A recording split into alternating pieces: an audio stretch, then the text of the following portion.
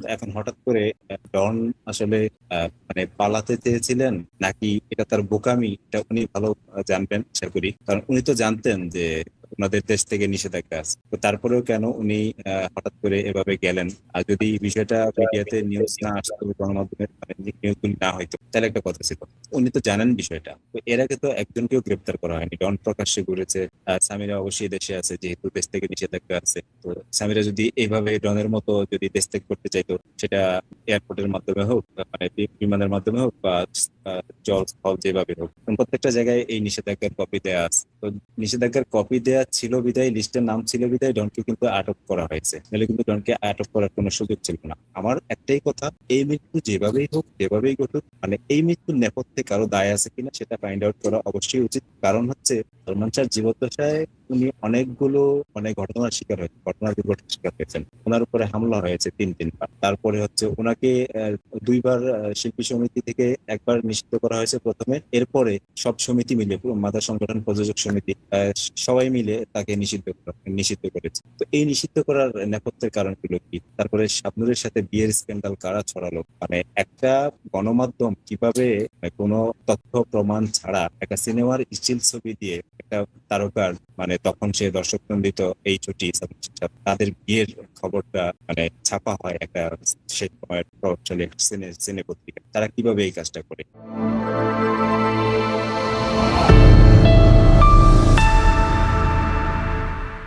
প্রথম দিকে যখন একবার হাজিরা দেওয়া হলো ডনকে নিয়ে, তারপরে জামিনে মেবি মুক্তি মুক্তি পেল। এখন যেটা একটা ভিডিও বারবার ছড়াচ্ছে, ডিপ জল নাকি তাকে ধরিয়ে দিয়েছে। এটার আসলে অথেন্টিসিটি কতটুকু, বেশ কিছু ভিডিও আমি দেখলাম। ডিপজলের বিষয়টা আসলে ওইভাবে জানি না। এটা বিভিন্ন ধরনের কথা আসতেছে, বিস্তারিত আমি জানি না। একটা কন্টেন্ট দেখছি এই বিষয়ক, কিন্তু এটা কতটুকু সত্য বা কতটুকু মিথ্যা আসলে ওটা যাচাই করার কোনো উপায় নেই, মানে রাইট। নির্ভরযোগ্য কোনো গণমাধ্যমের নিউজ না ওটা। হ্যাঁ, হ্যাঁ, হ্যাঁ, সেটা কিন্তু এগুলো অনেক বেশি ছড়ায়, তো এজন্য বিভ্রান্তিটাও বেশি লাগে। আপাত দৃষ্টিতে কি মনে হচ্ছে? আমার কাছে আমার একটাই বিষয়, এর আগেও মনে হয় আলাপ করেছিলাম, যে এটার আসলে সুরাহা কোন পর্যায়ে হবে? দেখলাম সামিরাও আরেকটা গণমাধ্যমে কথা বলেছে নাকি এটা পুরনো ক্লিপিংস। তুমি একটু আপডেটটা একটু জানাও আমাদের। আসলে যেহেতু দীর্ঘ অনেক বছর পরে এই মামলাটা আবার হত্যা মামলায় রূপান্তরিত হয়েছে বিগত 20 অক্টোবর 2025 সালের। তো এরপর থেকে আসামিরা, যারা আসামি এই মামলায়, তারা বিভিন্নভাবে পলাতক আছে। তারা আগে যেভাবে অ্যাক্টিভ ছিল সোশ্যাল মিডিয়াতে ওইভাবে নাই। যেমন সামিরা মানে 20 অক্টোবরের আগে যেভাবে ছিল, 20 অক্টোবর পরে এভাবে কিন্তু নাই সামাজিক যোগাযোগ মাধ্যমে।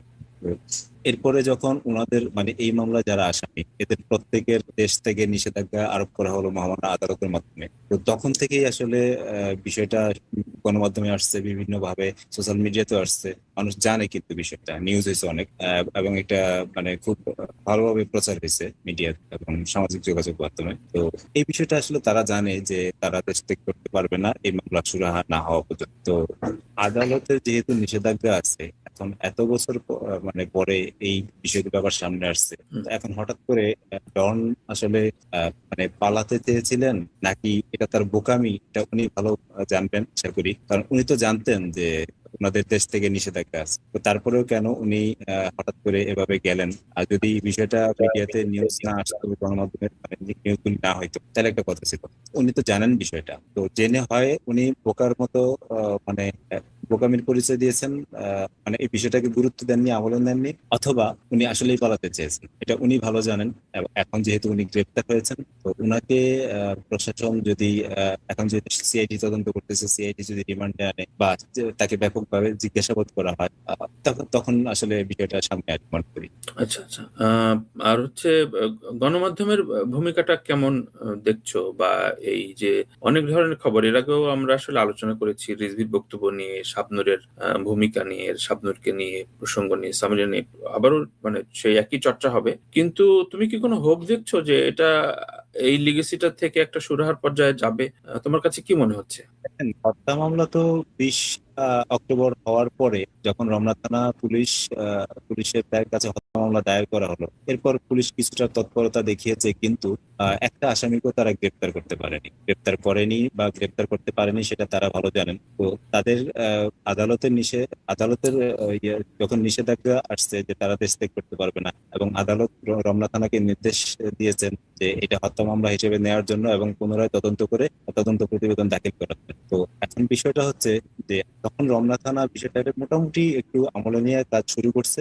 পরবর্তীতে হঠাৎ কেন জানি তারা একদম নিষ্ক্রিয় হয়ে গেল। নিষ্ক্রিয় হয়ে যাওয়ার পর এই মামলাটা অটোমেটিক আবার সিআইডির কাছে চলে আসলো তদন্তের জন্য। এটা কিন্তু বাদীর পক্ষের থেকে আবেদন করা হয়নি সিআইডি তে দেওয়ার জন্য বা অন্য কোনো সংস্থাকে দেওয়ার জন্য। রমনা থানা বিষয়টা নিয়ে হয়তো চুপচাপ হয়ে গেছে, যার কারণে এটা অটোমেটিক সিআইডির কাছে চলে আসছে। এখন সিআইডি তদন্ত করতেছে।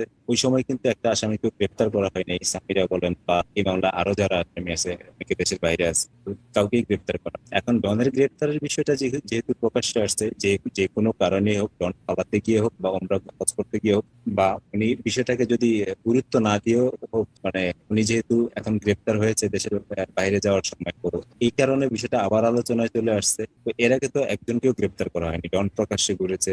সামিরা অবশ্যই দেশে আছে, যেহেতু দেশ থেকে নিষেধাজ্ঞা আছে। তো সামিরা যদি এইভাবে ডনের মতো যদি দেশ ত্যাগ করতে চাইতো, সেটা এয়ারপোর্টের মাধ্যমে হোক, মানে বিমানের মাধ্যমে হোক, বা জল স্থল যেভাবে হোক, প্রত্যেকটা জায়গায় এই নিষেধাজ্ঞার কপি দেওয়া আছে। তো নিষেধাজ্ঞার কপি দেওয়া ছিল বিদায়, লিস্টের নাম ছিল বিদায় ডনকে কিন্তু আটক করা হয়েছে। নাহলে কিন্তু ডনকে আটক করার কোনো সুযোগ ছিল না, উনি হয়তো চলে যেতেন যদি এ ধরনের না থাকতো। তো একটা আসামিকে যেহেতু গ্রেপ্তার করা হয় নাই, এখন ডনকে গ্রেপ্তার করা হয়েছে। তো আমরা যারা এই বিষয়টা নিয়ে কথা বলি, বিভিন্ন সময় আন্দোলন করছি, বা আমরা আমাদের প্রিয় নায়কের মৃত্যুর নেপথ্যে যে সত্য সেটা জানতে চাই, এবং এই মৃত্যুর নেপথ্যে যাদের দায় আছে তাদেরকে চিহ্নিত করে আইনের আওতায় এনে দৃষ্টান্তমূলক শাস্তি দেওয়া হবে, এটা আমরা চাই। সর্বোচ্চ শাস্তি দেওয়া হবে, এটা আমরা চাই। যার কারণে এখন আমি মনে করি অন্য যারা আসামি আছে দেশে, যারা তাদেরকে গ্রেপ্তার করা হোক, এবং দেশের বাইরে যারা আছে তাদেরকে ইন্টারপোলের মাধ্যমে জিজ্ঞাসাবাদ করা হোক, প্রয়োজনে গ্রেপ্তার করে দেশে। কারণ একটা বিষয় 30 বছর যাবৎ চলছে এই মামলা, সত্য মিথ্যা কি সেটা প্রশাসন উদ্ঘাটন করবে,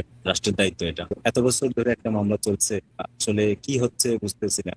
আর এই যে দেখেন, অনেকে ডনের বিষয়ে বলে যে ডন সালমান শাহ ছিল, কাছের মানুষ ছিল, অনেকে অনেক ধরনের কথা বলে। ডনের সংশ্লিষ্টতা তখনই আসছে যখন রিজভির জবানবন্দিটা আসছে। রিজভি যখন আটক হলো এবং ম্যাজিস্ট্রেটের কাছে স্বীকারোক্তিমূলক জবানবন্দি, তখন থেকে কিন্তু ডনের ভূমিকা শুরু। তখন পর্দার ভিলেন ডন বাস্তবে ভিলেন হিসেবে আবির্ভূত এই সালমান শাহ। এর আগে রিজভির কিন্তু বক্তব্য আমরা সবাই জানি, তারপরেও একটু আজকে একটু সংক্ষেপে ডন প্রসঙ্গে কি কথা বলছিল, মানে জাস্ট ডন দর্শকদের। সম্পর্কে ওই যে রিজভির যে জবানবন্দি আছে ওইখানে স্পষ্ট আছে, এই হত্যায় ডন মানে একদম সরাসরি জড়িত।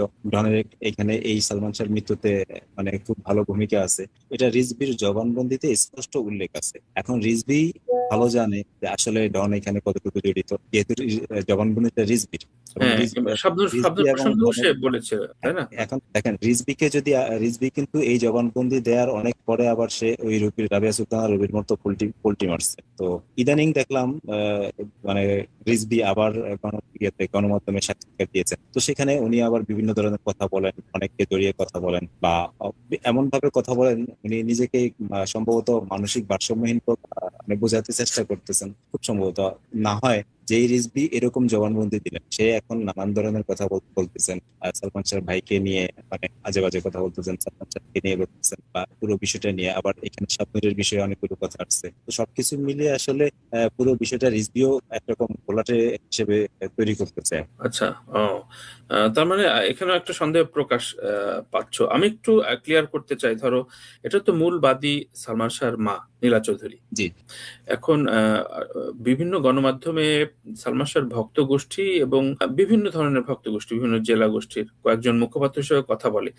এটার কি কোনো সমন্বয় আছে কিনা? মানে আমি তো তোমার সাথে এর আগে বেশ কয়েকবার মানে আমরা বসেছি বা তোমার সাথে কথা হয়। এইটা মানে এই ভক্ত বা ফ্যান ক্লাবটা কিভাবে মানে রোল করে? জাস্ট মানে কৌতূহল এই জানার। মানে মামলা সংক্রান্ত বিষয়ে যত কিছু মানে মামলা মানে আমি সংক্রান্ত আমি আমি বিষয় যত। তোমাকে আরেকটু যোগ করি যে একজন বললেন যে হ্যাঁ, এইটা ধরা পড়ছে, এটা নিয়ে কথা হচ্ছে, কারণ আমরা এটা তুলেছি বলে। এইভাবে দাবি করে একজন ভক্ত, আমি ঠিক নাম বলতে পারছি না, তার দেখলাম যে গণমাধ্যমে সে ইন্টারভিউ দিচ্ছে। তো এগুলো কিভাবে রোল করে, একটু যদি খোলাসা করতে আমার দেখেন, এই মামলা নিয়ে একদম মানে কথা বলার অধিকার রাখে সালমান শাহর মা নীলা চৌধুরী। এবং এই যেই হত্যা মামলা হয়েছে, এই মামলার বাদীর পক্ষে যেই মানে ভদ্রলোক সালমান শাহর মামা, উনি কথা বলতে পারেন, আর আইনজীবী কথা বলতে পারেন। এর বাইরে অন্য যে যে যা কিছু বলবে সেটার দায় তাদের। সালমান শাহ হত্যা মামলার আইনজীবী হচ্ছেন অ্যাডভোকেট ফারুক সাহেব, এবং সালমান শাহর মামলার বাংলাদেশে যেই মানে বাদী আছেন সালমান শাহ পরিবারের পক্ষে, সালমান শাহের হুম। মামা আলমগীর কুমকুম এবং সালমান শাহের মা নীলা চৌধুরী, সালমান শাহের ভাই, এদের পক্ষ থেকে যে যে কথা আসবে সেটাকে গুরুত্ব দেওয়া উচিত। এর বাইরে অন্য যে কেউ ভক্ত হোক বা অন্য যে কেউ হোক যত ধরনের কথা বলবে সেটার দায় তাদের, আমি মনে করি। কারণ সালমান শাহের বিষয়ে তো যে কেউ যা যা কিছু বলতে পারবেন, মানে অন্তত মামলা সংক্রান্ত বিষয়ে। ভক্ত হিসেবে অনেকে অনেক ধরনের কথা বলে, আবেগতাড়িত হয়ে অনেকে অনেক ধরনের কথা বলতে পারে, সেটার দায় তাদের। কিন্তু মামলা সংক্রান্ত বিষয়ে আইনি যত বিষয় আছে বা যত নির্দেশনা আছে, যত কিছু আছে, সেই বিষয়ে একমাত্র এখতিয়ার মানে এই যাদের নাম বললাম তারাই বলতে পারে। আচ্ছা, আচ্ছা। নকিব, একটু বলো যে ধরো অন্যান্য বিষয় সামিরা কোথায়, এটা এখন বোধহয় কেউ জানে না। তো তারপরে শাবনূর কি এর ভেতরে বেশ কয়েকটা স্টেটমেন্ট দিলেন, তার খবর ছড়াচ্ছে। তো এগুলো কি কোন রকম নির্দেশনা আছে কিনা, মানে শাবনূরের মধ্যে দেশে আসতে পারবে না বা আসার, বা সামিরা কি আদৌ বাংলাদেশে আছে কিনা, এগুলো নিয়ে কোন রকম খোঁজ খবর বা কোনো কিছু জানো কিনা আসলে বেসিক্যালি? 20 অক্টোবর পর্যন্ত উনি বাংলাদেশেই ছিলেন এবং বাংলাদেশে আমি যতটুকু জানি যে উনি বাংলাদেশে ছিলেন। এরপর আদালতের নিষেধাজ্ঞাটা আসছে মনে হয় পরের সপ্তাহে, 20 অক্টোবরের পরের সপ্তাহে সম্ভব। এর ভিতরে উনি দেশ ত্যাগ করেছেন কিনা বা এখন দেশে আছেন কিনা এই বিষয়টা আমি জানি না। একটা গণমাধ্যম প্রতিবেদন করেছিল, ওনার বাড়িতে গিয়েছিল এরকম হ্যাঁ। দেখেছিলাম। তো ওই বাড়িতে তারা কেউ নাই, এবং তাদের কোনো ধরনের সন্ধান পাওয়া যায় নাই। তো তাদের যত ফোন নাম্বার ছিল অতীতে আমাদের কাছে বা অন্যান্য গণমাধ্যমের কাছে সব নাম্বারই বন্ধ। এখন আসলে তারা কোথায় আছে এই বিষয়টা প্রশাসন ভালো বলতে পারে, কারণ যেহেতু সিআইডি তদন্ত করতেছে, তারা তো অবশ্যই জানে যে তারা দেশে আছে কিনা বা দেশ ত্যাগ করছে কিনা, বা কোনো না কোনো ভাবে তো অবশ্যই তাদের কাছে এটা আসার যেহেতু কথা। বিষয়টি বিচারাধীন, রাইট? জি, জি। সো সালমানকে নিয়ে তো তুমি একটা জীবনী পার করে দিলে, এবং তোমার লেখাগুলো পড়ি, তোমার মুভমেন্ট গুলো দেখি, ওনার আত্মীয় স্বজন বা সবকিছু মিলে তোমার আসলে যোগাযোগটা এখন কার সাথে হয় বেশি? আমি আসলে দেখেন, আমি সালমান শাহ পরিবারের কারোর সাথে ওইভাবে যোগাযোগ করি না। সালমান শাহ ভক্ত বা বাংলাদেশে যারা আছে অনেকে, যারা আমাকে চিনে আমার কর্মকাণ্ড দ্বারা, তাদের অনেকেই হয়তো বা ফোন দেয় জানার জন্য, তাদের কৌতূহল থেকে খোঁজ খবর নেয় মামলার আপডেট কতটুকু কি আসে। আমি যে আসলে আমি যা কিছু করি, আমার আমি একজন সালমান শাহ ভক্ত হিসেবে আমি যেহেতু এই বিষয়টা নিয়ে দীর্ঘদিন লেখালেখি করছি, আন্দোলন করছি, আমি এইটার নেপথ্যে আসলে কি ঘটনা যেটা জানতে চাই। আমার কৌতূহল থেকে আমি এই কাজগুলো করি। তো এখানে আসলে তাদের সাথে আমার খুবই কম কথা হয়। যদি খুব জরুরি কিছু হয় আমি সেক্ষেত্রে তাদের সাথে যোগাযোগ করার চেষ্টা করি। আর তাদের যদি কোনো প্রয়োজন হয় আমাকে, সেই ক্ষেত্রে তারা মাঝে মধ্যে আমাকে নক দেয়। এর বাইরে তাদের সাথে আচ্ছা। আসলে এমনি প্রশাসনের প্রয়োজনে কি তুমি কখনো তথ্য দিতে বা কোনো রকম শেয়ারিং করতে গিয়েছিলে, বা কোনো রকম আলোচনা হয়েছে কিনা আমি তোমার? আমার ধরেন আমার কাছে যদি মনে হয় যে এই তথ্যটা তাদেরকে জানানো উচিত, আমি সেটা অতীতেও জানিয়েছি, এখনো যদি প্রয়োজন হয় অবশ্যই তাদেরকে জানাবো। বা যেখানে আমাকে প্রয়োজন বা আমি কোনোভাবে হেল্প করতে পারি তথ্য দিয়ে বা কিছু দিয়ে, তো সেটা আমি করার চেষ্টা করি বা অতীতেও করেছি, এখন করি। কিন্তু একটা বিষয় দেখেন যে সালমান শাহর মৃত্যুর বিষয়টা বারবার, মানে আত্মহত্যার বিষয়টা বিভিন্ন জন বিভিন্ন ভাবে বলতো। একটা বিষয় হচ্ছে যে আমি কিছুক্ষণের জন্য যদি ধরেও নেই যে এই বিষয়টা আত্মহত্যা, দেখেন একটা বিষয় নিয়ে এত বছর ধরে অনেক ধরনের কথা আসছে। রিজভী জবানবন্দি দিল, সে পল্টি নেই। রবির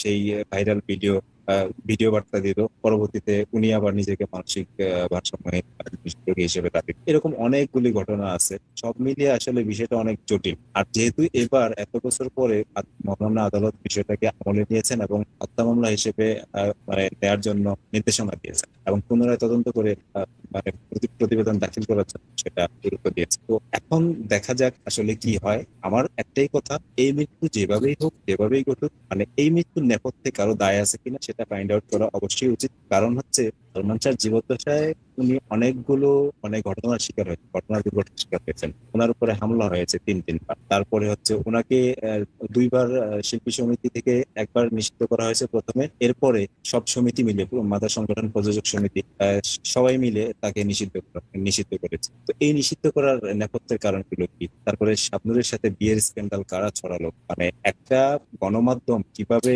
কোনো তথ্য প্রমাণ ছাড়া একটা সিনেমার স্টিল ছবি দিয়ে একটা তারকার মানে তখন সে দর্শক নন্দিত এই ছুটি তাদের বিয়ের খবরটা মানে ছাপা হয় একটা সেই সময়ের প্রভাবশালী একটা সিনে পত্রিকা। তারা কিভাবে এই কাজটা করে, এই নিউজটা ছাপা হবার পরেই অনেকগুলো প্রবলেম দেখা যাচ্ছে লাইফের, ক্যারিয়ারে, সবকিছুতে।